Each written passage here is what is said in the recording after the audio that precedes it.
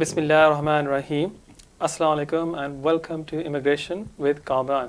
इस शो में आपके लाइव फ़ोन कॉल लेता हूँ। अगर आपका भी कोई इमिग्रेशन मसला है, आप भी फ़ोन करके इस प्रोग्राम में हिस्सा ले सकते हैं। उम्मीद है कि ऐसी एडवाइस दी जाएगी जो आपके लिए फ़ायदेमंद साबित होगी। नाजरीन, अपडेट्स देने से पहले एक कॉलर वेट कर रहे हैं। बगैर कोई टाइम ज़ाया किए बढ़ते हैं हमारे पहले कॉल की तरफ। हेलो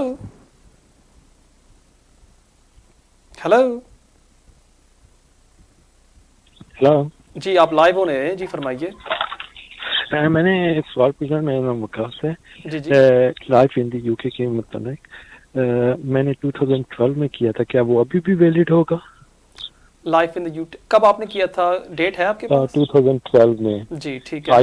IRLR का करना था, 10 ईयर लॉन्ग टर्म रेजिडेंट के, वो सम रीजन गैप आ गया था, तो अब मेरा वो कंप्लीट हो रहा है 10 ईयर दोबारा से। तो क्या मैं वो life in the UK test दिखा सकता हूँ? ठीक है क्योंकि मैं ग्रेजुएट हूँ, इंग्लिश तो मेरी है ही ठीक है। सर्टिफिकेटिंग। और कोई सवाल आपका? नहीं, बस यही है। Thank you so much for your call. जो आपने सवाल मुझसे पूछा है कि आप आपने life in the UK test pass किया था 2012 में, वो दुरुस्त है क्योंकि लाइफ इन द यूके की कोई एक्सपायरी नहीं होती। जब आप A1 इंग्लिश टेस्ट पास करते हैं उसमें होता है कि 2 to 3 years उसकी एक्सपायरी डेट होती है, लेकिन for life in the UK there is no expiry date. वो आप इस्तेमाल कर सकते हैं अपने इंडेफिनिट एप्लीकेशन के लिए, और मुझे उम्मीद है कि वो आपको indefinite leave to remain grant कर देंगे। आपके कॉल का बहुत शुक्रिया। नाज़रीन, बढ़ते हैं हमारे अगले कॉल की तरफ। हेलो हेलो, अस्सलाम वालेकुम। वालेकुम सलाम। जी, मैं क्वेश्चन पूछ रहा हूँ। पहले भी आपसे बात हुई थी, वो FLR है चारों एप्लीकेशन के बारे में। जी जी ठीक है। मैंने अप्लाई किया था ना ऑनलाइन, तो फिर बायोमेट्रिक्स भी मैंने लास्ट वीक कर दिया है क्योंकि ठीक अभी है लॉकडाउन था ना। ठीक है। तो ये जो आउटसाइड इमिग्रेशन रूल एप्लीकेशन होता है ना, जिसमें स्टैंडर्ड नहीं होता, तो इस पे कितना टाइम लग सकता है? मतलब देखिए, जब आप ह्यूमन राइट्स एप्लीकेशन सबमिट करते हैं ना, वो एक जेनेरिक सा आपको लेटर भेज देते हैं कि ये हमारे स्टैंडर्ड टाइम लिमिट में नहीं है क्योंकि ये थोड़ा सा कॉम्प्लेक्स है और हम थोड़ा जी सा जी ज़्यादा टाइम लगा लेंगे। पर फिर भी जी जी। मेरे एक्सपीरियंस में वो 6 मंथ्स ही लगाते हैं, और आजकल वो थोड़ा सा अच्छा। जल्दी फैसला कर रहे हैं। With in 3 to 4 months home office आपको जवाब जी जी। दे देती है। तो इसलिए आपको कोई ठीक है। परेशान होने की बात नहीं है। या आप एक्सटेंशन के लिए अप्लाई कर रहे हैं या फर्स्ट टाइम आपका एप्लीकेशन है? नहीं, ये थर्ड टाइम एक्सटेंशन है ना, 2024 को फिर जी जी। indefinite पे मतलब ट्राई कर। एक्सटेंशन यूजली होम ऑफिस 3 तो लेके 4 माह में वो फैसला कर रही है, इसलिए आप परेशान मत जो होएं। आउटसाइड इमिग्रेशन रूल होते हैं। जी जी हाँ जी। फिर भी ये एक्सटेंशन है, अच्छा। ये विद इन 3 to 4 months मुझे उम्मीद है कि आपको वो ग्रांट कर देंगे, क्योंकि आपके कोई कन्विक्शंस तो नहीं है ना आपकी। नहीं नहीं, हाँ, फिर कुछ भी आपको नहीं। कोई परेशान की होने की बात नहीं है। मुझे उम्मीद है इंशाल्लाह वो आपको विद इन 3 to 4 months आपको वो ग्रांट कर देंगे। Thank you very much for your call. Okay, thank you, बहुत शुक्रिया, थैंक यू। ठीक है नाजरीन, अब जैसे मैं आज कर रहा था स्टार्ट द शो, थोड़ी सी अपडेट्स आपको देनी थी। और इस वीक की सबसे बड़ी अपडेट ये है कि होम ऑफिस ने अनाउंस किया है कि जो लोग अप्लाई करना चाहते हैं एंट्री क्लियरेंस के लिए, उनके लिए क्या रेमेडी होगी in light of corona virus. जैसे आपने देखा है कि काफ़ी लोग अब फरलो पर हैं और उनकी सैलरी ड्रॉप हो गई है। वो मुझे ये सवाल पूछ रहे थे कि अब क्या होगा कि अगर हम 18,600 रिक्वायरमेंट को मीट नहीं कर सकते। और बेशुमार लोग वो भी हैं जिनकी जॉबें अभी चली गई हैं। होम ऑफिस ने ये गाइडेंस इस वीक इशू की है कि अगर आपकी इनकम ड्रॉप होती है बिकॉज ऑफ फरलो, कि आपका एम्प्लॉयर खाली आपको दे रहा है 80%, हम उसको काउंट करेंगे जैसे आपको फुल पे मिल रही है। सो फॉर एग्जांपल, अगर आपकी सैलरी है 2,000 पाउंड और आपका एम्प्लॉयर आपको खाली दे रहा है 1,800 पाउंड्स, हम उसको मानेंगे जैसे आपको मिल रहा है 2,000 पाउंड्स।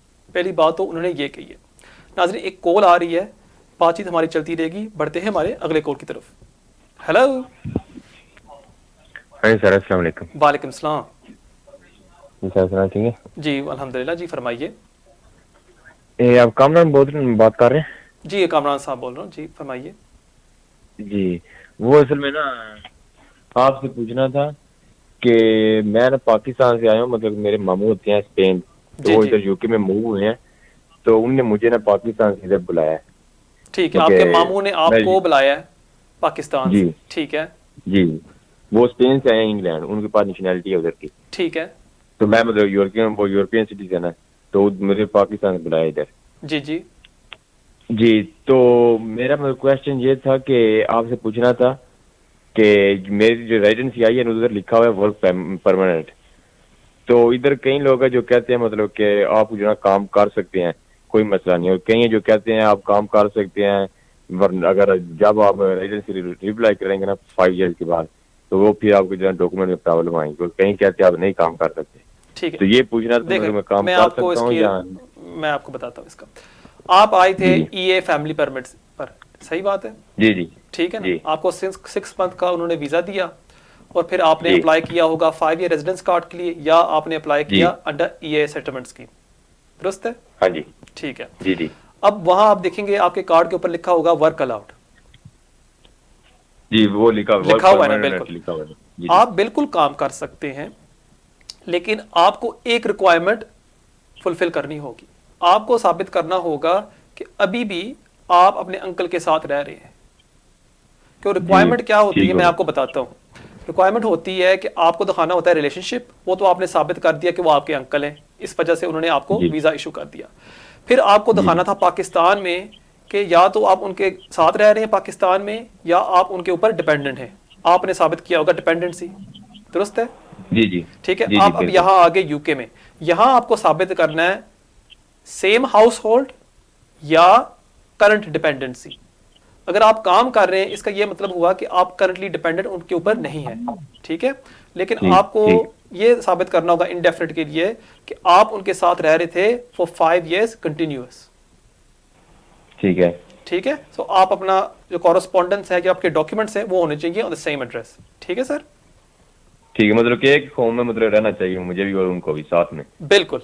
अगर आप नहीं साथ रहेंगे फिर आप सेम हाउस होल्ड में नहीं कहलाएंगे, और क्योंकि आप काम कर रहे हैं फिर होम ऑफिस कहेगी कि आप डिपेंडेंट भी नहीं है उनके ऊपर, और हम आपका एप्लीकेशन जी। रिफ्यूज कर देते हैं। लेकिन अगर आप उनके जी, साथ जी। रह रहे हैं फिर इसमें कोई प्रॉब्लम नहीं होगी, और मुझे पूरी उम्मीद है कि इंशाल्लाह ताला वो आपको indefinite leave to remain grant कर देंगे। Thank you so much for your अच्छा। कॉल। नाज़रीन, बढ़ते हैं हमारे अगले कॉल की तरफ। हेलो, अस्सलाम वालेकुम। वालेकुम सलाम। जी कामरान भाई, इमरान बोल रहा हूँ। जी ठीक है। जी इमरान साहब, क्या हाल है?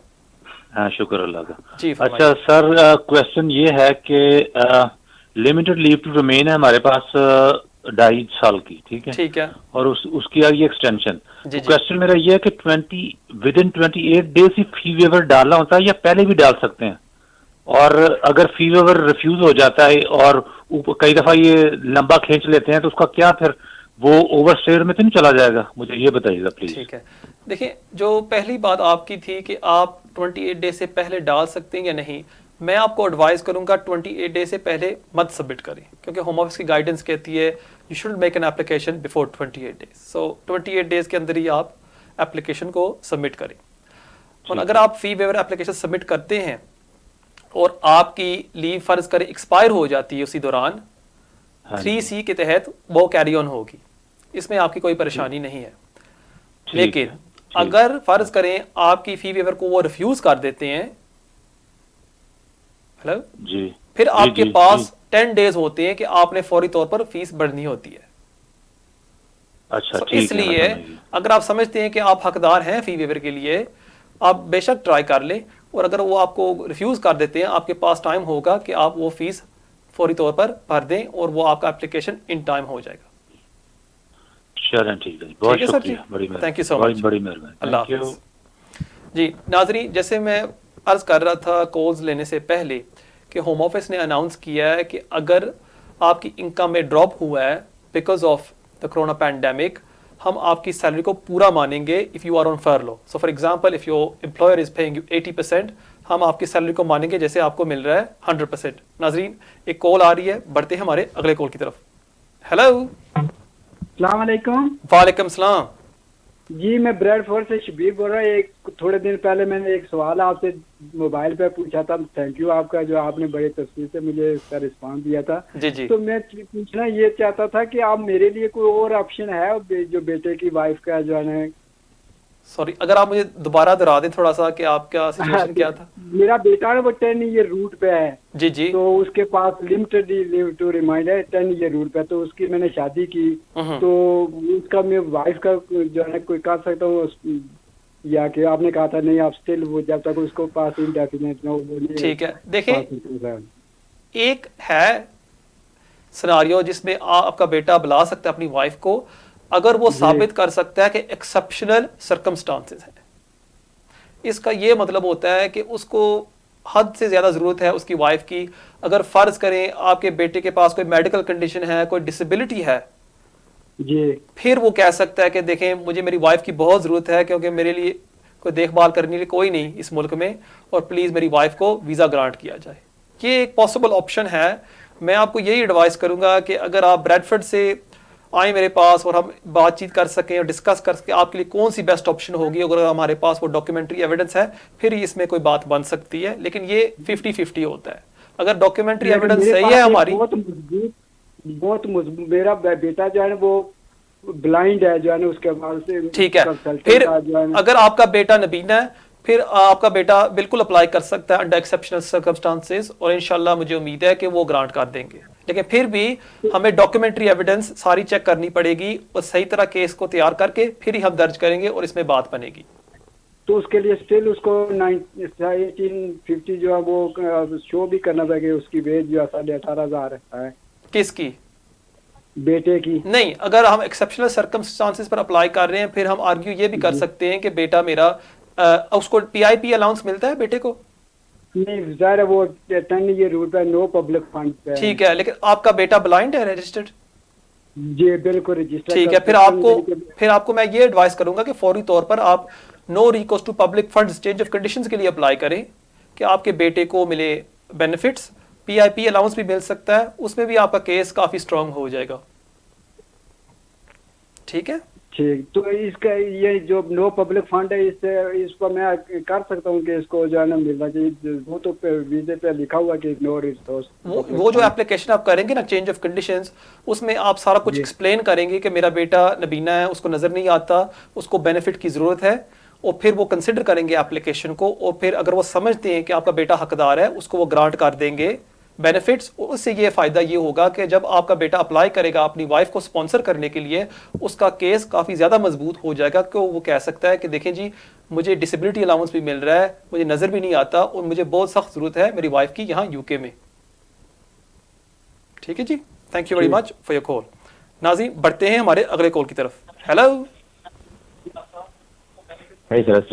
वालेकुम सलाम। सॉरी पहले कॉल काट हो गई। वो सर मैं आपसे पूछना था कि मैं मतलब सिटीजन हूँ, तो मतलब कि मेरा तकरीबन 6-7 मंथ हो चुके हैं, रेजिडेंसी अभी तक जो है ना उन्होंने भेजी नहीं है। मैं यूरोपियन सिटीजन हूँ, तो अभी तक वो जो है ना रेजिडेंसी आई नहीं है मेरी। सॉरी, आप यूरोपियन सिटीजन हैं? हाँ जी, मतलब मेरे होते हैं ना, वो मैंने आपको बताया था मामू होते हैं स्पेन, तो वो आए इधर, उन्होंने मुझे बुलाया। ठीक है, इसमें कोई परेशानी की बात नहीं है। अगर 6 मंथ से ज्यादा भी हो गए उसमें कोई फिक्र मत करें, मुझे उम्मीद है वो आपको ग्रांट कर देंगे। अगर उन्होंने आपको एंट्री क्लियरेंस दी थी as a dependent of your uncle, इसमें कोई प्रॉब्लम नहीं होनी चाहिए, वो आपको इंशाल्लाह ग्रांट कर देंगे एक्सटेंशन। अच्छा, इसका मतलब फिर ये कोरोना की वजह से इस वजह से हो सकता है लेट हो? बिल्कुल बिल्कुल, इसमें कोई परेशानी की बात नहीं है कि कोई ऐसी वजह है कि वो जानबूझ के आपको डिले कर रहे हैं, ऐसी कोई वजह नहीं है। खाली ये होता है कि हर केस वर्कर के पास अपना वर्कलोड होता है और कोई केस वर्कर थोड़ा ज्यादा टाइम लगा लेते हैं। ठीक है जी। अच्छा, तो एक और चीज है आपसे पूछनी थी, वो ना पहले आपसे पूछ रहा था, आप कह रहे थे काम कर सकता हूँ मैं जी, मतलब कि कोई प्रॉब्लम नहीं, मैं साथ रहना चाहिए लेकिन काम कर सकता हूँ। तो मेरा क्वेश्चन था एक और के मतलब लिमिट है 20 आवर्स काम कर सकते हैं या अनलिमिटेड? नहीं, इसमें कोई लिमिट नहीं है, आप काम कर सकते हैं जितने घंटे आप करना चाहते हैं। ठीक है जी। अच्छा अच्छा, उसका कोई मसला नहीं है? नहीं, कोई मसला नहीं है। Thank you very much for your call. नाज़रीन बढ़ते हैं हमारे अगले कॉल की तरफ। हेलो हेलो, अस्सलाम वालेकुम, लाइव ऑन। वालेकुम अस्सलाम जी फरमाइए। आपका मैं प्रोग्राम थोड़े दिन से देख रहा हूँ, आपको अल्लाह जज़ाए खैर दे, बहुत अच्छा प्रोग्राम कर रहे हैं आप। Thank you. You are helping a lot of. आपको फायदा होता है शो से या नहीं? Actually, I love your show. Thank Recently, you I started watching. One of my friends shared with me. It's one of the best show for Asian community to help them. Thank I you really swear my life. Thank you so much. One of the best thing. जी फरमाइए। मेरा सवाल ये था आपसे, actually मैं live में ही देख रहा हूँ आपका। मैं अभी एक्चुअली कल नंबर लिख लिया था आपका, मैं आपको कॉल करूंगा इस टाइम बोलकर। अच्छा, मैं जॉब पे था, उसका ब्रेक है फिलहाल, मैं बाद में आपका शो देखूंगा। ये जी बताइए। मेरे को आंसर मैं बाद में सुनूंगा। मेरे को एक्चुअली मैं यूरोपियन से मैरिड हूँ, उसकी नहीं एक्चुअली मैरिड था, डिवोर्स हो गया मेरा फिलहाल। लेकिन इंडेफिनेट है सेटलमेंट वीजा जो EU स्कीम में सेटलमेंट वीजा मिला जो। जी जी ठीक है। जिससे मेरी वाइफ का डिवोर्स हो गया, वो स्पेनिश थी, वो वापस चले गई। उन्होंने आपको क्या ग्रांट किया, प्री सेटल स्टेटस या सेटल स्टेटस? सेटल स्टेटस, ठीक है, इंडेफिनेट टू लिव। ठीक है, जबरदस्त। तो मैं इंडिया में अब शादी करना चाह रहा हूँ, जिससे मेरी मिसेस को यहाँ पर लाना चाह रहा हूँ। जी जी ठीक है। फिलहाल जो कोरोना वायरस से प्रॉब्लम है उसकी तरफ से मैं उसको यहाँ पर आ जाओ बोल रहा हूँ, तो उसको यहाँ से स्पॉन्सर कर बुलाऊं उसे, या आप मेरे को मशवरा कर सकते कैसा बुला? क्योंकि आपके रस्म हो गया। देखें अभी आपके पास है ना इंडियन पासपोर्ट, सही है ना? जी हाँ। आप फिर इमिग्रेशन रूल्स पर उसको स्पॉन्सर करेंगे, आपको दिखाना होगा कि आप 18,600 रिक्वायरमेंट मीट कर रहे हैं। फॉर दिस ये तो मैं तो 30-40 हजार रुपए कमाता हूँ, उसके ऊपर प्रॉब्लम माशाल्लाह। फिर आपको ना 6 मंथ पे स्लिप्स और 6 मंथ बैंक स्टेटमेंट लगानी पड़ेंगी एंड एम्प्लॉय लेटर, और इंशाल्लाह आपकी वाइफ को वो ग्रांट कर देंगे वीजा। अगर मैं ओनर हूँ बिजनेस का तो? अगर आप ओनर हैं एज ए लिमिटेड कंपनी या अगर soul trader? Limited company, limited. फिर आपको मजीद और डॉक्यूमेंट्स भी लगानी पड़ेंगी, योर अकाउंट्स, CT 600, मुख्तलिफ और डॉक्यूमेंट्स भी हैं जो आपको साथ लगानी पड़ती हैं। उसके लिए मैं आपको यही एडवाइस करूंगा, अगर आप एज ए डायरेक्टर अप्लाई करना चाह रहे हैं टू स्पॉन्सर योर वाइफ, एक सोलिसिटर को आप फौरी तौर पर मिल लें। अच्छा ठीक है। ओके, अगर मैं उसको प्राइवेट एम्प्लॉय बन के बुलाना चाह रहा हूँ तो 6 month pay slips and 6 month bank statements. ठीक है जी। ओके, आपके ऑफिस पे आए तो ये कोरोना वायरस खत्म हो गया, आप कैसे? हाँ आ जाए, अब मंडे से हम खोल रहे हैं। Naseem and Co solicitors, 62A barking road, east ham, E63. I will Google it. I will Google it. With Thank your you so name, much. I will Google it. Thank Very you. much. Thank you. Assalamu alaikum. You're really doing an amazing job. God bless you. Thank you. Assalamu alaikum. नाजरीन बेकार को time ज़ाया किए, बढ़ते हैं हमारे अगले call की तरफ। Hello hello Hello, assalamu alaikum. वालेकुम सलाम। First of all, I'd just like to thank you for your sort of selfless service that you provide every week. It's much appreciated. No worries. You're welcome. Yeah, it's just a quick question. I've spoken to you a couple of weeks in a row now. We have, yeah. It was just in regards to visa application centres. Are they going to potentially be looking at opening, and also the Jerry office in Islamabad for UK applicants? Correct. As far as I'm aware, but don't hold me to this, okay, I've been told it's going to open the next fortnight. So you're looking Within at the next fortnight. Is this the visa application centre or is this the Jerry office? The visa application office, or the VFS centre in Pakistan. Right. It should open in a fortnight. But again, in a fortnight. We spoke a few weeks ago. Given that your application is already in the system, you've got nothing to worry about. I would envisage your decision should be coming in the next few weeks or months. In the next few weeks or months, yeah. Thank you again. You remembered me as well, so thank you very much. I just thought I'd give you a call. Yeah. Thank you. Thank you so much for your call. Assalamu alaikum. Allah Hafiz. नाज़रीन बढ़ते हैं हमारे अगले call की तरफ। Hello hello अस्सलाम वालेकुम जी। वालेकुम सलाम। भाईजान अगर आप प्लीज थोड़ा सा टीवी का वॉल्यूम कम कर दें, बड़ी मेहरबानी होगी। हाँ जी। हेलो हेलो जी, अस्सलाम वालेकुम। आप लाइव हो रहे हैं जी, फरमाइए।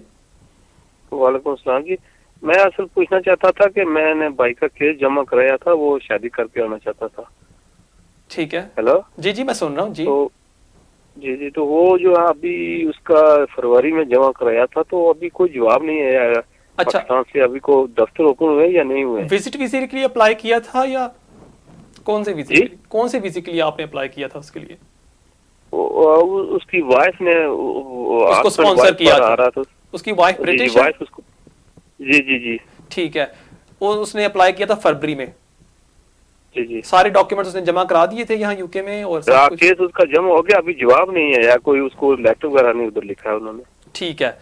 देखिए जब आप एंट्री क्लियरेंस के लिए अप्लाई करते हैं ना, आपको कोई लेटर नहीं भेजते। कभी कभी होता है कि आपको एक ईमेल भेज देते हैं कि हमें आपके डॉक्यूमेंट्स मिल गए और हम आपके एप्लीकेशन को कंसिडर कर रहे हैं, लेकिन क्योंकि आपके भाई ने अप्लाई किया था अभी 3 माह हुए हैं, 4 माह, उसको परेशान होने की जरूरत नहीं है, क्योंकि थोड़ी सी डिले हो रही है ये कोरोना वायरस की वजह से। कोरोना वायरस की वजह से थोड़ी सी डिले है, अभी थोड़े से ना पीछे चल रही है। मैं आपसे ये पूछना चाहता हूँ, फास्ट ट्रैक में जमा कराया था, तो ये कब दफ्तर ओपन हो रहे हैं या क्या कोई सिस्टम है? होम ऑफिस तो अभी खुल गया हुआ है और वो कर रहे हैं, बैकलॉग के थ्रू वो जा रहे हैं। इंशाल्लाह मुझे उम्मीद है कि आपको विद इन अनदर मंथ फैसला मिलना चाहिए। अगर ना मिला आप उनको एक लेटर लिख सकते हैं आपके सोलिसिटर के थ्रू। ठीक है जी। चलो वैसे जो होम ऑफिस है वो ओपन हो गया? हाँ जी, वो होम ऑफिस ओपन हो गया, वो शुरू से ही ओपन था, लेकिन थोड़ी सी वो बैकलॉग है, थोड़ा सा वो स्लो काम कर रहे हैं। चलो बहुत शुक्रिया जी। बहुत शुक्रिया आपके कॉल का। नाजरीन बढ़ते हैं हमारे अगले कॉल की तरफ। हेलो हेलो हेलो हेलो, लगता है ये कॉलर साथ नहीं है हमारी। Let's go to the next call. Hello hello hello, अस्सलाम वालेकुम। वालेकुम सलाम जी आप जी आप लाइव हो रहे हैं जी, फरमाइए।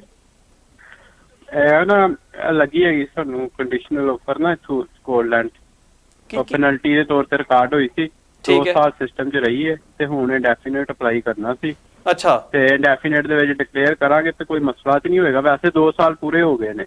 ਅੱਛਾ, तो ਲੈਟਰ ਤੇ ਲਿਖਿਆ ਹੋਇਆ ਸੀ ਕਿ ਕਨਵਿਕਸ਼ਨ ਨਹੀਂ ਹੈਗੀ, ਸਿਰਫ 100 ਪਾਉਂਡ ਫਾਈਨ ਹੋਇਆ ਸੀ, ਕੰਪਨਸੇਸ਼ਨ ਨਾ ਫਿਸਕਲ ਫਾਈਨ ਜਿਹਨੂੰ ਕਹਿੰਦੇ ਨੇ। ਬਿਲਕੁਲ ਤੇ ਉਹ ਅਸੀਂ ਡਿਕਲੇਅਰ ਕੀਤਾ ਸੀ ਐਕਸਟੈਂਸ਼ਨ 'ਚ, ਤੇ ਐਕਸਟੈਂਸ਼ਨ ਉਦੋਂ ਹੋ ਗਈ ਸੀ ਤੇ ਹੁਣ ਇੰਡੈਫੀਨਿਟ 'ਚ ਡਿਕਲੇਅਰ ਕਰਾਂਗੇ ਤੇ ਕੋਈ ਇੰਡੈਫੀਨਿਟ ਰਿਫਿਊਜ਼ ਤੇ ਨਹੀਂ ਹੋ ਜਾਏਗਾ। ठीक है, नहीं वो रिफ्यूज़ नहीं होएगा क्योंकि रिक्वायरमेंट की कहती है कि अगर 2 साल हो जावन कोई कन्विक्शन ਨੂੰ ਗੁਜ਼ਰਿਆ ਉਹਨੂੰ ਫਿਰ ਰਿਫਿਊਜ਼ ਨਹੀਂ ਕਰਦੇ। ਤੁਹਾਨੂੰ ਕਿੰਨਾ ਟਾਈਮ ਹੋ ਗਿਆ ਉਹ ਫਾਈਨ ਮਿਲਿਆ?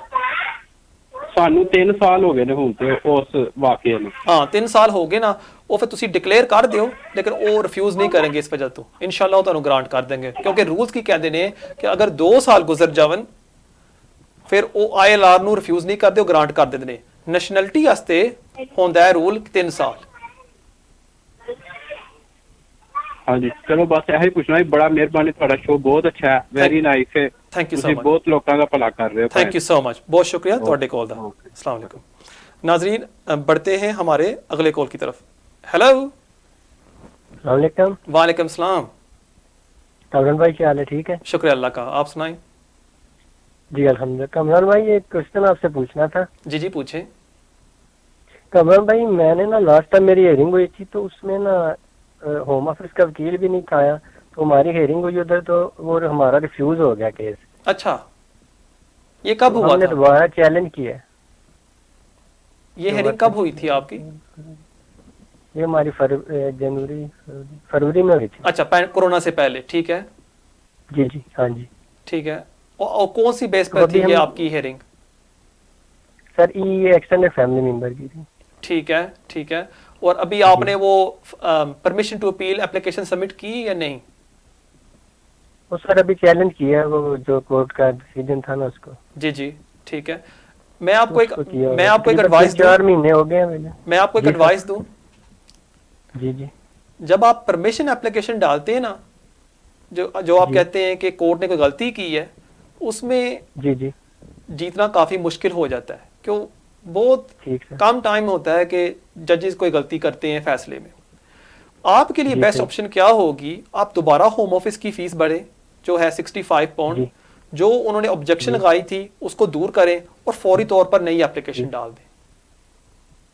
ये आपके लिए बेस्ट होगा। अभी आप 4 महीने वेट कर रहे हैं, उसमें जज कहेगा कि इसमें कोई गलती नहीं हुई थी, फिर आप दोबारा अपील करेंगे, फिर आप 4 महीने वेट करेंगे और वापस उस जगह पर ही आएंगे जहां मैं आपको अभी कह रहा हूँ, आपको नई एप्लीकेशन सबमिट करनी पड़ेगी। बेस्ट चीज क्या होगी सर? ये अभी जी जी जी सर, ये जो अभी भेजा हुआ है हमने, चैलेंज किया हुआ है, तो ये फिर खत्म हो जाएगा खुद ही? हाँ, इसको आप विड्रॉ कर दें उनको लिख के, और जो उन्होंने ऑब्जेक्शन लगाई है ना उनको दूर करें। अपने कोई नए सोलिसिटर को मिलने, कोई अच्छे सोलिसिटर के पास आ जाए और उनको मिले, उनको कहें कि ये ऑब्जेक्शंस थी, और वो फिर आपको एडवाइस कर सकते हैं कि आपको नेक्स्ट स्टेप क्या लेना चाहिए। ठीक है जी, ठीक हो गया। Thank you so much for your call. नाजरीन बढ़ते हैं हमारे अगले कॉल की तरफ। हेलो हेलो वालेकुम सलाम। सर ये मेरा सवाल ये है कि मुझे अपनी स्टेप डॉटर के थ्रू 2.5 ईयर का वीजा मिला था। ठीक है। तो मेरी वाइफ के पास भी 10 ईयर रूट पे वीजा है 2.5 ईयर का। जी जी ठीक है। तो सर मैं ये चाह रहा था कि मैं भी 10 ईयर रूट पे हूँ, तो मैं इसको कन्वर्ट कर सकता हूँ 5 ईयर रूट पे? जो आपकी जो पार्टनर है, जो वाइफ है, उसके पास 2.5 साल का वीजा है? जी जी उसको भी बेटी के थ्रू नहीं था। आप नहीं कर सकते। 2 सिनारियोज में याद रखें व्यूअर्स कि दो सिनारियोज में आप स्विच कर सकते हैं टू द 5 ईयर रूट। एक तो है कि आपकी बच्ची ब्रिटिश होती, जो मुझे लगता है होगी आपकी बच्ची ब्रिटिश, लेकिन आपके पास होना चाहिए था सोल रिस्पॉन्सिबिलिटी। वो तो आपके पास नहीं है क्योंकि आपकी वाइफ आपके साथ रह रही है। ठीक है। जी जी। और दूसरा सिनारियो होता है कि अगर आपकी वाइफ ब्रिटिश होती फिर आप स्विच कर लेते to the spouse route by showing कि आपकी इनकम थी 18,600। क्योंकि आपकी वाइफ नॉन ब्रिटिश है, फिर आप स्पाउस रूट पर भी नहीं आ सकते। इसलिए बेस्ट चीज़ क्या होगी, जब आप एक्सटेंशन के लिए अप्लाई करें, वही आपको 2.5 साल का वो वीज़ा देंगे ऑन द 10 ईयर रूट। ठीक है जी। तो सर इसके अलावा कोई और है जो मैं इसी को चेंज करना चाहूँ? नहीं, अभी तो कोई ऑप्शन नहीं है, लेकिन अगर आप फर्ज करें कि आपकी वाइफ हो जाती है ब्रिटिश, फिर आप शायद स्विच कर सकते हैं। ठीक है जी, बहुत शुक्रिया आपके कॉल का। Okay sir, thank you. नाजरीन, अब बढ़ते हैं हमारे अगले कॉल की तरफ। Hello hello hello hello hello hello, अस्सलाम वालेकुम, जो लाइव होने जी, फरमाइए। ये मेरा सवाल है जी कि मैं 2010 में इधर आया था। ठीक है, कौन से वीजे के ऊपर? एज अ वर्क परमिट पे, 4 साल का वर्क परमिट था मेरे ठीक पास। है। तो उस दौरान फिर मैंने अपनी वाइफ को स्पाउस वीजे पे, वो भी इधर आई। ठीक है। तो मेरी 2 बेटियां इधर पैदा हुई, लेकिन अनफॉर्चुनेटली वो जो 4 साल बाद मेरा वीजा खत्म हुआ, तो आगे मुझे कोई स्पॉन्सर नहीं मिला। ठीक है। उसके बाद मेरे पास वीजा खत्म हो गया। जी जी। तो अब जो मेरी दोनों बेटियां थी, उसमें से बड़ी बेटी में 7 साल की हो गई है। ठीक है। तो मैं 7 साल की वो 7 ईयर चाइल्ड रूट पे जाना चाहता हूँ, तो उसके लिए क्या प्रोसेस है और क्या मेरा वो वीजा हो जाएगा उसमें? देखें, अगर बच्ची 7 साल की है, अगर आपका केस सही तरह सबमिट किया जाता है, मुझे इंशाल्लाह उम्मीद है कि आपको वीज़ा ग्रांट किया जाएगा। लेकिन 2018 में एक जजमेंट आई थी KO नाइजीरिया, और वहाँ जजेस ने कहा था कि अगर बच्चा या बच्ची रह रही है अपने पेरेंट्स के साथ, हम समझते हैं मुनासिब है in the real life scenario कि बच्ची जाएगी to the home country with the parents. और इस वजह से काफ़ी लोगों को वो रिफ्यूज़ कर रहे हैं ये एप्लीकेशन। अगर आप सोच रहे हैं इस एप्लीकेशन को सबमिट करने के लिए, मैं आपको यही एडवाइस दूंगा कि सॉलिसिटर के थ्रू ज़रूर करिएगा। ठीक है। ठीक है। तो उसमें ये ना कि 7 साल में जब तक वो मेरे पास वीजा भी था, तो बच्ची मेरी पाकिस्तान नहीं गई। ठीक है। स्टिल 7 साल से इधर ही है, वो स्कूल गोइंग भी है। जी जी। ठीक है। तो इस हिसाब से तो मैं ये सोच के उसमें चांसेस कितने हैं? नहीं, चांसेस अच्छे हैं, लेकिन प्रॉब्लम क्या होता है कि आजकल ये फोरम्स पर हमारे क्लाइंट्स जाते हैं, व्यूअर्स जाते हैं, और वहाँ कोई बंदा कहता है कि इट इज़ वेरी इजी, खुद करेंगे एप्लीकेशन को। आप ऑनलाइन जाते हैं, कोशिश करते हैं, एप्लीकेशन को भर लेते हैं, लेकिन आपको जजमेंट्स का पता नहीं होता। जो होम ऑफिस ढूंढ रही होती है इन दी एप्लीकेशन, आप वो चीज़ें साथ नहीं लिखाते, एंड इससे आप मार खा जाते हैं और आपका एप्लीकेशन रिफ्यूज हो जाता है। अभी आपको पता ही नहीं होगा KO नाइजीरिया के केस के बारे में, पता था? जी बिल्कुल नहीं पता। हाँ, देखे ना, अब वो वहां से काफी लोग, बेशुमार लोग हैं जिनकी एप्लीकेशन रिफ्यूज हो जा रही है इस वजह से। इसलिए चांसेस अच्छे हैं, लेकिन प्लीज एक अच्छे से सिस्टर के पास जाके आप ये एप्लीकेशन सबमिट कराइएगा। आप रहते कहाँ हैं? और दूसरा, मैं बर्मिंघम में। ठीक है, आप आ सकते हैं, हमारे दफ्तर लंदन इतना दूर नहीं है। जी, दूसरा सवाल आपका। ठीक है। और ये दूसरा एक सवाल और पूछना चाहता था, जो फीस वेवर के बारे में। जी जी। तो क्या मैं फीस वेवर की एप्लीकेशन भी कर सकता हूँ? क्योंकि जाहिर सी बात है मेरे पास वो नो राइट टू जॉब है, तो जॉब वगैरह कभी मिलती है कभी नहीं मिलती। ठीक है, तो कर सकते हैं आप अप्लाई, कोई हर्ज नहीं है इसमें, लेकिन जो उसका क्राइटेरिया है काफी स्ट्रिक्ट है। उसका है कि आपको साबित करना होता है कि आप डेस्टिट्यूट हैं। इसका ये मतलब है कि आपके पास रिहाइश नहीं है, मुनासिब रिहाइश, या आपके पास जरिया नहीं है मुनासिब रिहाइश का, या जो आपके हर दिन के अखराजात हैं आप वो पूरे नहीं कर सकते। अब वो आपको कहेंगे ठीक है, हम मान लेते हैं आप काम नहीं कर रहे, लेकिन आप अपना खर्चा पानी कैसे पूरा कर रहे हैं, उसका प्रूफ आपको लगाना होगा। कौन आपको घर दे रहा है, उनकी बैंक स्टेटमेंट लगानी पड़ेगी, वो पैसे आप कहाँ से खर्च कर रहे हैं, ये सारा प्रूफ आपको लगाना पड़ेगा, और फिर ही जाके वो आपको ग्रांट करेंगे। So it's quite a strict criteria, लेकिन अगर आप करना चाहते हैं आप कर सकते हैं, इसमें कोई हर्ज नहीं है। ठीक नहीं, अगर मैं उनका क्राइटेरिया पूरा करते हुए, मेरा वो किसी सोलिसिटर से बात हुई, मुझे लेटर दिया था कि आप अपने वो फैमिली फ्रेंड्स से जो आपके जी वो हमने इसका वो बिल्कुल है, इतना आसान नहीं होता। मेरे जो एक्सपीरियंस में 9 आउट ऑफ 10 एप्लीकेंट्स को वो रिफ्यूज कर देते हैं फी वेवर। ठीक। सो 10% लोगों को वो देते हैं, आउट ऑफ 100 लोगों को वो 10 लोगों को देते हैं वो। ठीक है। तो इस वक्त वो अपने कहते हैं होम ऑफिस की, क्योंकि हम 4 पर्सन है, 2 मेरी बेटियां और मैं और मेरी वाइफ, तो होम ऑफिस की और NHS की वो फीस मिला के दो टोटल कितनी फीस पर? 2052 पाउंड्स पर एप्लीकेंट। ठीक है जी, 2000। ठीक है। ठीक है। और अब अगर मैं आपके पास करता हूँ तो आपकी वो फीस की, वो एप्लीकेशन की फीस क्या होगी? वो जब आप हमसे रब्ता करेंगे इंशाल्लाह हम आपको बताएंगे, और मुनासिब सी होगी, फिक्र मत करें। ठीक है जी। और सर एक आखिरी सवाल कि अगर मैं एप्लीकेशन ये करता हूँ, जब मेरी बेटी 7 साल की होगी, तकरीबन 1 माह ऊपर हो गया, ठीक है, कोरोना वायरस की वजह से ऑफिस वगैरह बंद थे, तो मंडे को ऑफिस वगैरह खुलेंगे। जी जी। तो अपने कहते हैं अगर ये एप्लीकेशन का वो जवाब कितने दिनों में आ जाता है? होम ऑफिस की पॉलिसी होती है विद इन 6 मंथ्स, लेकिन कोरोना वायरस की वजह से थोड़ा सा ज़्यादा टाइम भी लगा सकते हैं। मैं आपको यही एडवाइस करूंगा कि आप एक सोलिसिटर को मिल लें, बेशक हमारे पास आ जाए, और इंशाल्लाह इसको हम सही तरह टैकल कर सकते हैं और आपको जल्द से जल्द वीज़ा दिलवा सकते हैं। ठीक है जी, बहुत शुक्रिया आपकी कॉल का। अल्लाह हाफिज़। नाज़रीन, बढ़ते हैं हमारे अगले कॉल की तरफ। हेलो हेलो, वालेकुम सलाम। कमरान साहब क्या हाल है, ठीक है? जी शुक्र अल्लाह का। जी फरमाइए। अच्छा सर, मेरा सवाल ये है कि पाकिस्तान से अभी विजिटर जो हम एप्लीकेशन दे सकते हैं ओपन हो चुकी है? नहीं, अभी वो ऑफिस नहीं खोले, जैसे वो खोलेंगे may be with in next 2-3 weeks, फिर आप वो अपने डॉक्यूमेंट्स वहाँ जमा करा सकते हैं। ठीक है, अभी आप ऑनलाइन एप्लीकेशन सबमिट कर सकते हैं, तैयार कर सकते हैं, लेकिन अपॉइंटमेंट्स आपको नहीं मिलेंगी। ठीक हो गया। ठीक है, जैसे वो खुलेंगी फिर आप अपॉइंटमेंट बुक कर सकते हैं अपनी, और जाके अपने डॉक्यूमेंट्स या अपने पासपोर्ट वहाँ जमा करा दें, और फिर आप अपने फैसले का इंतजार करें। दूसरा सवाल सर, मेरे बच्चे पाकिस्तान में हैं। जी जी। तो उनके पास ब्रिटिश पासपोर्ट है, ठीक है? ठीक है। तो अभी उनको अभी पाकिस्तान से मैं उसको लाया नहीं है, मेरा बच्चे का 1 साल का पासपोर्ट रहता है, तो आया मैं उधर से ही उसका रिन्यू करा सकता हूँ पासपोर्ट, या उसको मुझे इधर एंट्री लाजमी करानी पड़ेगी? अगर आपके बेटे का पासपोर्ट एक्सपायर हो गया, वहां से भी कर सकते हैं, ओवरसीज भी करा सकते हैं, और अगर आप यहाँ भी उसको लेके आना चाहते हैं, बेशक आप लेके आ सकते हैं। उनकी वालदा कहाँ है? उनके साथ रहती हैं? जी जी, उनके साथ पाकिस्तान उनका भी आप वीजा फौरी तौर पर अप्लाई करें, उनको भी ले आए यहाँ। ठीक है जी, वही बात, वो भी कोई इंग्लिश सर्टिफिकेट का थोड़ा सा बस कोशिश कर रहे हैं। जी जी, हो जाए तो ठीक है, तो फिर इंशाल्लाह वो करते हैं। तो ये सवाल सकते हैं इंशाल्लाह। चलो, ऑल द बेस्ट। अगर और कोई सवाल हो जरूर फोन करिएगा। ठीक है जी, थैंक यू सो मच। नाज़रीन, बढ़ते हैं हमारे अगले कॉल की तरफ। हेलो हेलो हेलो हेलो, अस्सलाम वालेकुम, जो लाइव होने। जी फरमाइए। या हाय कमरान भाई, कैसे हो? खैरियत? शुक्र अल्लाह का। जी कमरान भाई, मैं अमीर बात कर रहा हूँ। लास्ट प्रोग्राम जो आपका था तकरीबन, उसमें मैंने मैसेज किया था, आपने जी आपने उसमें जवाब दिया। मेरा नाम अमीर है, मैं न्यूकासल से बात कर रहा हूँ। जी जी, ठीक है। तो मेरा हमने आए हुए वैसे दुबई से, हमने यहाँ पे असाइलम किया हुआ है। वैसे तो हमारा रिफ्यूज हुआ है, पेंटिंग में है अभी।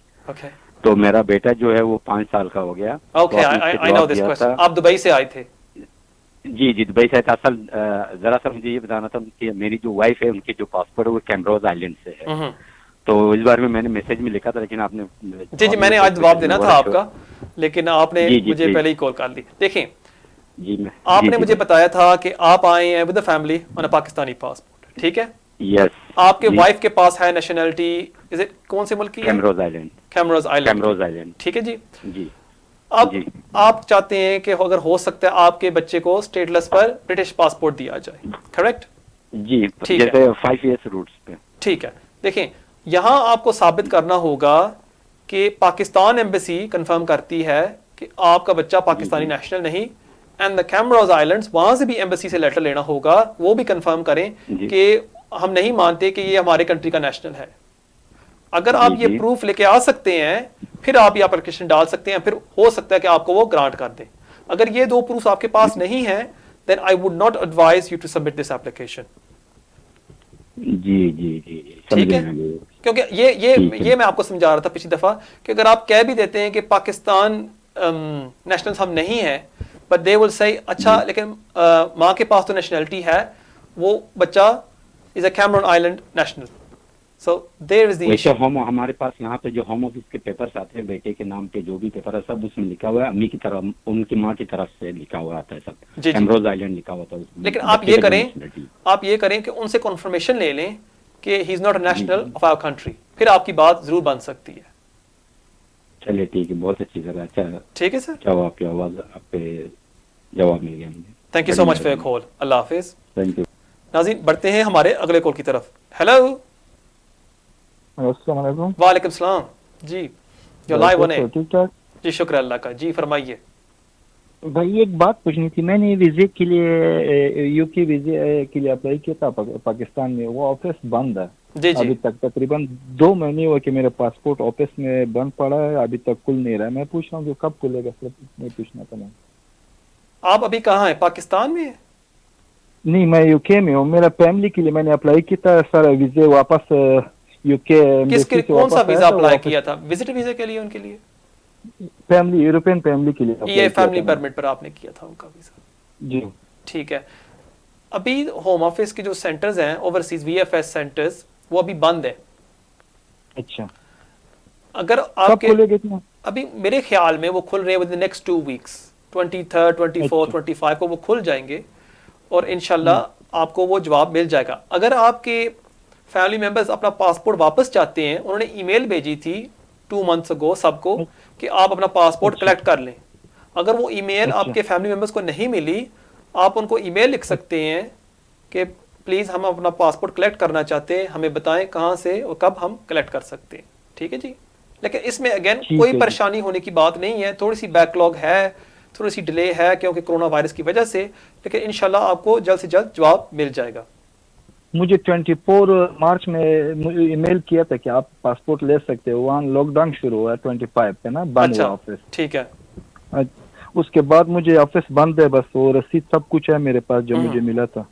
अभी सिर्फ ऑफिस के इंतजार में हूँ कि वो खुल जाए, मैं पासपोर्ट। हाँ, वो भी खुल, मेरे ख्याल में वो खुल जाएगा नेक्स्ट 2 to 3 वीक्स। अच्छा, शुक्रिया भाई, बहुत बहुत शुक्रिया। बहुत शुक्रिया आपके कॉल का। ओके, अल्लाह हाफिज़। अल्लाह हाफिज़। नाजरीन, 1-2 और सवाल भी आए थे जो व्यूअर्स ने मुझे मैसेजेस भेजे हैं, उनका भी मैं थोड़ा सा आपको बताना चाहता हूं क्योंकि जो मैसेजेस आते हैं उनके भी जवाब मैं इस शो पर लाइव देता होता हूं। अगर आपका भी कोई सवाल है, आप भी मुझे फेसबुक के थ्रू मैसेज कर सकते हैं और हर संडे मैं कोशिश करूंगा कि इंशाल्लाह मैं आपको इनके जवाब दूं। अदील साहब ने एक सवाल पूछा है कि he is an asylum seeker and he met her girl who has indefinite leave to remain. उनकी जो पार्टनर है उनके पास है ILR और वो बेनिफिट्स के ऊपर हैं और वो सोच रहे हैं कि वो अपनी शादी रजिस्टर कर लें और उनका क्या चांस है वीज़ा मिलने का। देखें अदील साहब, आपने असाइलम क्लेम की, वो तो रिफ्यूज़ होगी, वो केस तो ख़त्म हो गया। अब जो आपकी पार्टनर है, आपने कहा कि उसके पास है ILR, आप मैरिज रजिस्टर कर सकते हैं, इसमें कोई हर्ज नहीं है। अगर आप नोटिस दे दें at the marriage registrar office, home office within 70 days आपको लिखेगी कि हम मुतमिन हैं आप शादी कर लें, या वो आपको इंटरव्यू पर बुला लेगी। लेकिन यूजुअली आपको वो इजाज़त दे देते हैं फौरी तौर पर विदिन 70 डेज़ कि आप शादी कर रहे हैं। लेकिन यहाँ आपको साबित करना होगा कि आप और आपकी पार्टनर यहाँ 2 साल से इकट्ठे रह रहे हैं। ये एक रिक्वायरमेंट होगी जो आपको फुलफिल करनी होगी। और दूसरी जो प्रॉब्लम मुझे नज़र आ रही है ये है कि आपके वाइफ के पास है ILR और अगर वो पाकिस्तानी नेशनल है, होम ऑफिस ये आर्ग्यू करेगी कि चलो हम मानते हैं आप 2 साल इकट्ठे रह रहे हैं और आपकी वाइफ के पास इंडेफिनिट भी है, ये पक्की है यहाँ, लेकिन वो फिर भी पाकिस्तानी नेशनल है और वो जा सकती है वापस पाकिस्तान और आपके साथ वहाँ रह सकती है। इसलिए मैं आपको ये एडवाइस करूँगा कि आप अपनी पार्टनर को, अपनी वाइफ को कहें कि जितनी जल्दी हो सके वो ब्रिटिश नेशनलिटी के लिए अप्लाई कर ले। इसमें आपको काफ़ी फ़ायदा होगा आपके केस में। Thank you so much for your question. नाजरीन, एक कॉल आ रही है, बढ़ते हैं हमारे अगले कॉल की तरफ। हेलो, वालेकुम सलाम जी, फरमाइए, आप लाइव होने रहे। जी कमरान भाई, मैंने पूछना था सवाल कि मैं सारम सीकर हूँ, मेरे पास अभी तक ERC कार्ड है, मेरे बायोमेट्रिक नहीं हुए। जी जी। तो मैंने अभी शादी करनी है, लड़की के पास IL इंडेफिनिट। मैंने आपका जवाब दे दिया, अभी आपने मिस कर लिया। ठीक है, ठीक है, जज़ाकल्लाह। मैंने बाहर था कि आपने मुझे मैसेज भेजा था ना अदील साहब। जी जी बिल्कुल। हाँ जी, अगर आप इस वीडियो को देखेंगे दोबारा, आपका जवाब आपको मिल जाएगा। बहुत मेहरबानी। ठीक है sir ji, thank you so much. ठीक है जी, बहुत मेहरबानी, अल्लाह हाफिज़। देखें नाजरीन, आदिल साहब को याद किया, उन्होंने फौरी तौर पर फ़ोन भी कर दिया है। ये देखें, किस्मत देखें। नाजरीन, एक और सवाल आया है, मोहम्मद ज़मीर साहब ने पूछा है मुझे कि उनके फादर ने एंटर किया था on a visit visa a few days before lockdown. Lockdown से पहले वो एंटर हुए थे UK में ऑन अ विजिट वीज़ा, अब वो क्या करें? ज़मीर साहब, अगर आपके फादर के पास अभी वीज़ा है, कोई परेशानी की बात नहीं, लेकिन अगर वो आप समझते हैं कि ये लॉकडाउन कैरी ऑन होती है और आपके फादर वापस नहीं जा सकते, फिर वो एक्सटेंशन के लिए भी अप्लाई कर सकते हैं। आपको ऑनलाइन फॉर्म भरना होगा और फिर आपको home office within 5 days inform कर देगी कि हमने एक्सटेंशन ग्रांट कर दी है। सो अभी आप फिक्र मत करें, अगर उनके पास वीज़ा है, there is nothing to worry about. लेकिन अगर वो एक्सपायर हो रहा है within the next 2-3 weeks या 1 मंथ में, फिर आप फौरी तौर पर उनको ईमेल का ऑनलाइन फॉर्म भर के उनको ईमेल कर दें और फिर वो आपको वो एक्सटेंशन ग्रांट कर देंगे। नाज़रीन, एक और सवाल आया है शाहिद अली से, और वो एक स्पेनिश नेशनल हैं जो यहाँ काम कर रहे हैं। वो कहते हैं कि वो अपनी वालदा को बुलाना चाहते हैं, क्या प्रोसेस है? शाहिद साहब, आपको पहली बात तो है कि साबित करना होगा कि आप काम कर रहे हैं। वो तो आप कहते हैं आप कर रहे हैं, और आपको अपनी पे स्लिप्स और बैंक स्टेटमेंट्स लगानी होगी, और आप अपनी वालदा को स्पॉन्सर करेंगे on EA family permit. Main चीज़ आपको साबित करनी होगी कि जो आपकी वालदा हैं वो आपके ऊपर डिपेंडेंट हैं। So she must show that she is dependent on you. फिर ही जाके आपकी मदर को वो इशू करेंगे EA फैमिली परमिट जो है 6 मंथ का वीज़ा, और उसके बाद अप्लाई कर सकते हैं फॉर प्री सेटल्ड स्टेटस। एक और सवाल यहाँ आया है व्यूअर्स, वो है हबीब गिल की तरफ से। वो कहते हैं कि हमने सबमिट की थी 7-year application on the 5th of March। How long will it take for decision आने में कितना टाइम लग सकता है? अब आपने सबमिट की है एप्लीकेशन 5 मार्च को, और विद इन 2-3 वीक्स लॉकडाउन हो गई है। इस वजह से थोड़ी सी डिले आपकी एप्लीकेशन में हो सकती है। यूजुअली होम ऑफिस की पॉलिसी हमेशा होती है कि विद इन 6 मंथ्स हम डिसीजन करेंगे। क्योंकि लॉकडाउन हो गया है, मेरे ख्याल में ये 2-3 माह एक्स्ट्रा भी लग सकते हैं, लेकिन आप परेशान मत हुए, और मुझे उम्मीद है कि आपको और आपके फैमिली को वो वीज़ा ग्रांट कर देंगे। Thank you very much for your question. नाज़रीन, एक और सवाल यहाँ आया है रवाज मुस्तफ़ा। वो कहते हैं कि I am a failed asylum Sikar. उन्होंने असाइलम क्लेम की थी और उनकी एप्लीकेशन रिफ्यूज़ हो गई। अब वो पाकिस्तान में थे, एक फ़िज़िक्स टीचर, उनको वर्क परमिशन मिल सकती है या नहीं? देखिए, होम ऑफिस की पॉलिसी होती है कि अगर आपका एप्लीकेशन 2 साल से पेंडिंग है, आप अप्लाई कर सकते हैं फॉर वर्क परमिशन। अब आपका एप्लीकेशन रिफ्यूज़ हो गया है, इसमें थोड़ी सी प्रॉब्लम हो सकती है। और दूसरी जो रिक्वायरमेंट होती है वर्क परमिशन की, थोड़ी सी गलतफहमी होती है क्लाइंट्स को। वो समझते हैं कि अगर हम अप्लाई करें वर्क परमिशन के लिए, हम कोई भी जॉब कर सकते हैं। ये नहीं होता। अगर होम ऑफिस आपको परमिशन देती है, you can only do a jobs जो शॉर्टेज ऑक्यूपेशन लिस्ट में होती है। होम ऑफिस ने ऑनलाइन एक लिस्ट बनाई हुई है जिसमें कमी है वर्कर्स की, जैसे डॉक्टर्स, नर्सेज, टीचर्स। आपने मुझे बताया है कि आप एक फिजिक्स टीचर हैं, और जो फिजिक्स टीचर हैं वो है on the shortage occupation list. आप ये कर सकते हैं रवाज साहब कि आप होम ऑफिस को एक चिट्ठी लिख सकते हैं कि कोरोना वायरस की वजह से मैं अपने आप को सपोर्ट नहीं कर सकता, मैं एक फ़िज़िक्स टीचर हूँ, अपने प्रूफ भी साथ लगा दें अगर आपके पास कोई डिग्रीज़ हैं, और मैं चाहता हूँ कि मुझे शॉर्टेज ऑक्यूपेशन लिस्ट पर काम करने की इजाज़त दी जाए। अगर वो मिल जाती है आपको, यू कैन अप्लाई है in the UK as a physics teacher, और आप फिर काम कर सकते हैं। सो आप उनको एक रिक्वेस्ट भेज दें, उसमें कोई हर्ज नहीं होगा। नाजरीन, कॉल्स आती रही हैं और मैं आपके साथ अपडेट्स नहीं शेयर कर सका। अब दोबारा कोशिश करता हूँ कि होम ऑफिस ने कहा है कि अगर आपकी इनकम ड्रॉप हो गई है because of the income requirement, we will look at your income जो आपको कोरोना वायरस से पहले मिल रही थी। इसका ये मतलब कि जो 6 मार्च से पहले जो पैसे आपको मिल रहे थे, अगर आप वो रिक्वायरमेंट मीट करते हैं, हम वो उसको ले लेंगे। फॉर एग्जाम्पल, अगर आप काम कर रहे थे फ्रॉम सितंबर तो लेके फरवरी तक, जो बनते हैं 6 माह, सितंबर 2019 तो लेके फरवरी 2019, और आप इनकम रिक्वायरमेंट 18,600 मीट कर रहे थे, फिर होम ऑफिस उसको एक्सेप्ट कर लेगी उस इनकम को। दूसरा जो होम ऑफिस ने बताया है कि अगर आपने लॉस सफ़र की है फ्रॉम मार्च, 1 मार्च तो लेके जुलाई, और आपकी इनकम बिल्कुल ड्रॉप हो गई है, वो भी आप एक्सप्लेन कर सकते हैं होम ऑफिस को, और होम ऑफिस उस टाइम पीरियड को एग्जेम्प्ट कर देगी। सो फॉर एग्जांपल, अगर आपने जॉब शुरू की थी जनवरी में आपने काम किया, आपको मिली सैलरी £1,500 पर मंथ, फरवरी में आपको मिला 1,500, आप इनकम रिक्वायरमेंट ये 2 माह में बीट कर रहे हैं। हुआ क्या कि कोरोना वायरस शुरू हो गया, लॉकडाउन शुरू हो गई मार्च में, और आप काम नहीं कर सके, और या आपकी इनकम बहुत ज़्यादा ड्रॉप हो गई है, फिर आप कह सकते हैं होम ऑफिस को कि देखें जी, जनवरी फरवरी में मैं तो कमा रहा था 18,600, उसके बाद कोरोना वायरस की वजह से ड्रॉप हो गई, और फिर वो क्या करेंगे, मार्च तो लेके जुलाई में जो ड्रॉप थी आपकी इनकम, जो लॉस थी आपकी, उसको वो माफ़ कर देंगे, और उसको ऐसे काउंट करेंगे जैसे आप 18,600 कमा रहे थे from January to February, just before the pandemic. So this is very good news. जो लोग अपने हस्बैंड या वाइफ को स्पॉन्सर करना चाहते हैं ऑन अ स्पाउस वीज़ा। नाजरीन, एक और जो मैं अपडेट आप सबको देना चाहता था वो था द अहमद केस।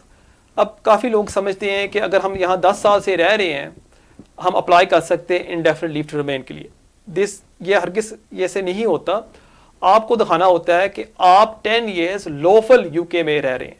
10 साल लगातार आपके पास वीज़ा है। लेकिन इसमें थोड़ी सी प्रॉब्लम आ गई थी पिछले साल because of the Ahmed case. इस केस में क्या हुआ था कि जजेस ने कहा है कि अगर आपके वीज़े में ब्रेक आता है और चाहे आप विदिन 14 days एक एप्लीकेशन सबमिट कर देते हैं, जो टाइम पीरियड था जिसमें आपने एप्लीकेशन सबमिट की थी हम उसको नहीं मानेंगे। मैं आपको थोड़ी सी छोटी सी एग्जांपल देता हूँ कि मैं स्टूडेंट वीज़े पर था और मेरा कॉलेज क्लोज्ड हो गया और होम ऑफिस ने मुझे दिया 60 days लेटर्स कि आप।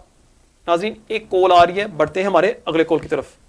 Hello hello, I just wanted to ask you a question. Go for it, you're live on air. I just wanted to ask you, my husband's first extension is coming up in 2021. Okay. What's the process? Can he apply for a settlement straight away, or? When did your husband arrive in the UK? Last year, 2019. And I'm assuming on a spouse visa? Yes, that's right. Correct. So your spouse will have to live in the UK for 5 years before he can apply for the spouse visa. Okay. So what he will do is, when his visa expires in 2021, 28 days before that, he must apply for an extension. I've heard like normally you're supposed to do it like 6 months before or something like that. No, 28 days before. 28 days. 28 okay. days before. Does it make any difference whether he has a child or? It always helps, but the main requirement that he's got to fulfill is you and your husband together combined meet the income requirement, which is 18,600, and secondly, that you are still living together and that you have evidence of that. Okay. That's the 2 key requirements that you've got to fulfill. Any other questions? No, thank you. That's thank all. you. Thank you very much for your call. अच्छा नाजरीन, मैं एक मिसाल दे रहा था call से पहले कि फ़र्ज़ करें मैं एक स्टूडेंट वीज़े के ऊपर हूँ और मेरा वीज़ा कटेल किया जाता है और मुझे वो देते हैं 60 day नोटिस कि आप 60 days में कोई और कैटेगरी में स्विच कर ले। मैं अप्लाई करता हूँ human rights application within 60 days, application refuse हो जाती है और मुझे अपील राइट दिया जाता है। अब इस टाइम में मैं यूके में हूँ, फ़र्ज़ करें 8.5 साल, एप्लीकेशन रिफ्यूज़ होती है, मुझे अपील दिया जाता है, अपील में जाके मेरा अपील भी डिसमिस हो जाती है, जज रिफ्यूज़ कर देता है। अब अपील मेरी डिसमिस होगी, मुझे हो गए यहाँ यूके में रहते हुए 9 साल। अब विदिन 14 days मैं ILR की एप्लीकेशन डाल देता हूँ। अभी मेरे 10 साल पूरे नहीं हुए लेकिन मैं एक ILR की इंडेफिनिट की एप्लीकेशन डाल देता हूँ ऑन लॉन्ग रेजिडेंस। और होता ये है कि पहले क्या होता था कि एप्लीकेशन आप डाल देते थे, वो रिफ्यूज़ हो जाती थी और फिर अपील में जाके आपके 10 साल पूरे हो जाते थे और जज आपको ग्रांट कर देता था। या जब आप ILR की एप्लीकेशन सबमिट करते थे वो पेंडिंग रहती थी फॉर 9-10 months और आपके 10 साल पूरे हो जाते थे और होम ऑफिस आपको ग्रांट कर देती थी इंडेफिनिट। होम ऑफिस ने देखा कि काफ़ी लोग इसको अब्यूज़ कर रहे हैं, इसका फ़ायदा उठा रहे हैं और उन्होंने आर्ग्यू किया कि देखें यहाँ 2 रिक्वायरमेंट्स हैं रूल्स में 276B। उसमें है पहला कि आपको 10 years लॉफुल रेजिडेंस होना चाहिए यूके में, और दूसरी जो रिक्वायरमेंट है कि you should not be an overstayer for more than 14 days। और होम ऑफिस ने आर्ग्यू किया कि अगर कोई शख्स अप्लाई करता है वीज़े के लिए और उसका वीज़ा रिफ्यूज़ हो जाता है और फिर विदिन 14 days वो अप्लाई कर लेता है किसी और कैटेगरी में, उसने दूसरी रिक्वायरमेंट तो फुलफिल कर दी कि 14 days से ज़्यादा वो ओवरस्टेयर नहीं हुआ और 3C के तहत उसकी लीव एक्सपायर हो रही है।